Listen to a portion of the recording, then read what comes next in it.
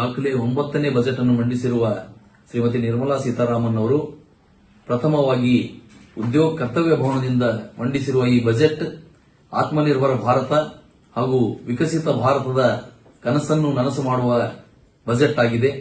ಸಬ್ಕಾ ಸಾಥ್ ಸಬ್ಕಾ ವಿಕಾಸ್ ಮೂಲ ಮಂತ್ರದಡಿ ದೇಶದಲ್ಲಿ ಉದ್ಯೋಗವನ್ನು ಹೆಚ್ಚು ಸೃಷ್ಟಿಸುವ ಹಾಗೂ ಕೃಷಿಗೆ ಆದ್ಯತೆಯನ್ನು ಕೊಡುವ, ಕೃಷಿಗೆ ಪೂರಕವಾದಂತಹ ದೇಶದ ಸರ್ವಾಂಗೀಣ ಅಭಿವೃದ್ಧಿಗಾಗಿ ಮಂಡಿಸಿರುವ ಈ ಬಜೆಟ್ನಲ್ಲಿ ಯುವಕರಿಗಾಗಿ ಆರ್ಟಿಫಿಷಿಯಲ್ ಇಂಟೆಲಿಜೆನ್ಸ್ ತಂತ್ರಜ್ಞಾನಕ್ಕಾಗಿ ಹೆಚ್ಚು ಒತ್ತು, ಉತ್ಪಾದನಾ ಕ್ಷೇತ್ರಕ್ಕಾಗಿ ಹೆಚ್ಚು ಒತ್ತು ಕೊಟ್ಟು ಯುವಕರಿಗಾಗಿ ಉದ್ಯೋಗ ಸೃಷ್ಟಿಸುವಂತದ್ದು ಅನೇಕ ರೈಲ್ವೆ ಯೋಜನೆಗಳು, ವಿಶೇಷವಾಗಿ ಮುಂಬೈ ಹೈದರಾಬಾದ್ ಎಕ್ಸ್ಪ್ರೆಸ್ ವೇ ಹಾಗೂ ಎಕ್ಸ್ಪ್ರೆಸ್ ಕಾರಿಡಾರ್ ಮತ್ತು ಮುಂಬೈ ಬೆಂಗಳೂರು ಎಕ್ಸ್ಪ್ರೆಸ್ ಕಾರಿಡಾರ್ ನಮ್ಮ ಭಾಗದ ಜನರಿಗೆ ಬಹಳ ಅನುಕೂಲವಾಗಲಿದೆ.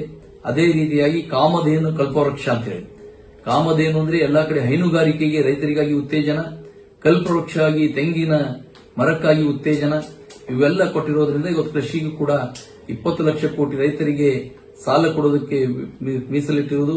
ಇವೆಲ್ಲ ಗಮನಿಸಿದರೆ 2047ರಲ್ಲಿ ಭಾರತ ವಿಶ್ವಕ್ಕೆ ವಿಶ್ವಗುರು ಆಗಲಿಕ್ಕೆ ಈ ಬಜೆಟ್ ಪೂರಕವಾಗಿದೆ ಅಂತ ನಾನು ಈ ಸಂದರ್ಭದಲ್ಲಿ ಹೇಳ್ತೀನಿ.